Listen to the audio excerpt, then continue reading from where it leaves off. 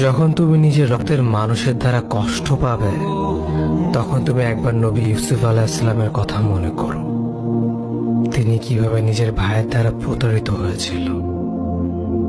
যখন তোমার বাবা মা না বুঝেই তোমার বিরুদ্ধাচরণ করে, তখন নবী ইব্রাহিম আলাইহিসসালামের কথা মনে করো। তার বাবা তাকে আগুনে নিক্ষেপ করায় ভূমিকা রেখেছিল। যখন তুমি সমস্যা থেকে পরিত্রাণের জন্য কোনো পথ পাবে না, তখন ইউনুস আলাইহিসসালামের কথা ভেবো। তিনি কতটা সময় তিমি মাছের পেটে আটকা পড়েছিল।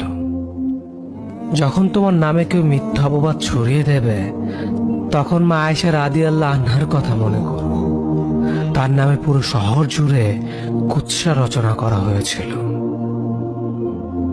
যখন তুমি অসুস্থ, ব্যথা, যন্ত্রণায় কাতরাতে থাকো, তখন নবী আইয়ুব আলাইহিসসালামের কথা ভেবো।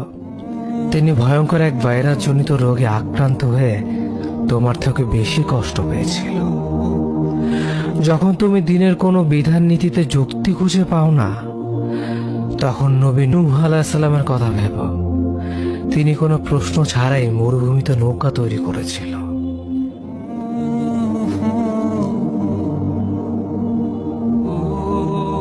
যখন তুমি আত্মীয়স্বজন, পরিবার, বন্ধু বান্ধবের কাছে হাসির পাত্রে পরিণত হও, তখন তুমি শেষ নবী হযরত মুহাম্মদ সাল্লাল্লাহু আলাইহি ওয়াসাল্লামের কথা ভেবো।